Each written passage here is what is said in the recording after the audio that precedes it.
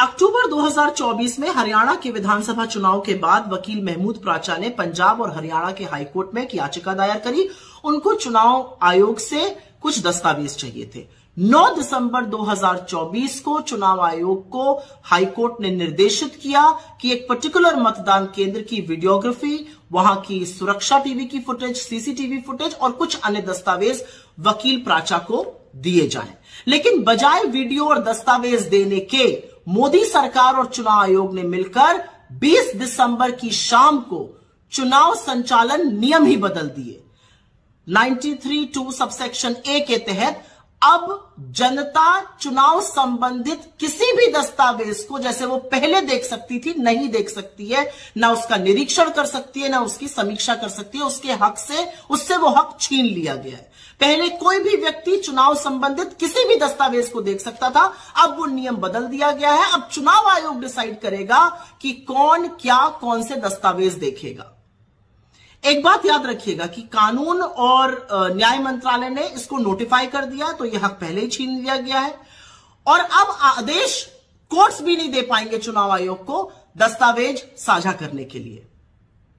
जब यह मामला कोर्ट में चल रहा था पंजाब और हरियाणा हाई कोर्ट में, तब भी चुनाव आयोग ने महमूद प्राचा की याचिका का विरोध किया था, यह कहकर कि प्राचा तो उम्मीदवार नहीं थे हरियाणा में, उनको दस्तावेज क्यों दिए जाए।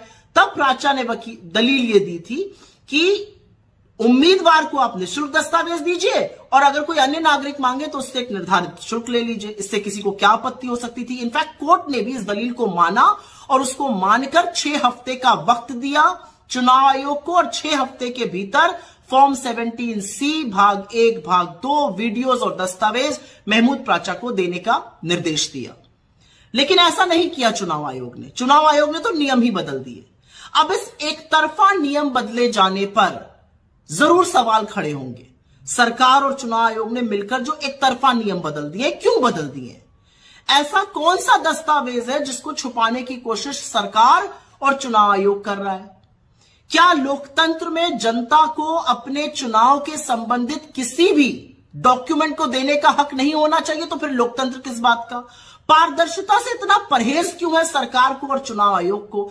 ऐसे वक्त पर जब चुनाव आयोग की साख दांव पर लगी हुई है, उसको और मटियामेट क्यों किया जा रहा है? क्या यह सच नहीं है कि चुनाव आयोग के ऊपर आरोप है कि उन्होंने वोटर लिस्ट से नाम घटाए? क्या यह सच नहीं है कि चुनाव आयोग ने बार बार वोटिंग परसेंटेज बढ़ाकर लोगों के सामने बहुत सारे सवाल और संशय पैदा किए? क्या यह सच नहीं है कि चुनाव आयोग के पक्षपातपूर्ण रवैये पर देश में व्यापक रोष है? तो ऐसे में जब सरकार और चुनाव आयोग मिलकर नियम बदल देगा और लोगों को उनके हक से वंचित करेगा कि वो कोई भी डॉक्यूमेंट देखने का उनका हक चला जाएगा, तो हिंदुस्तान के निष्पक्ष और स्वतंत्र चुनाव पर जरूर एक धब्बा है, ये एक कलंक है।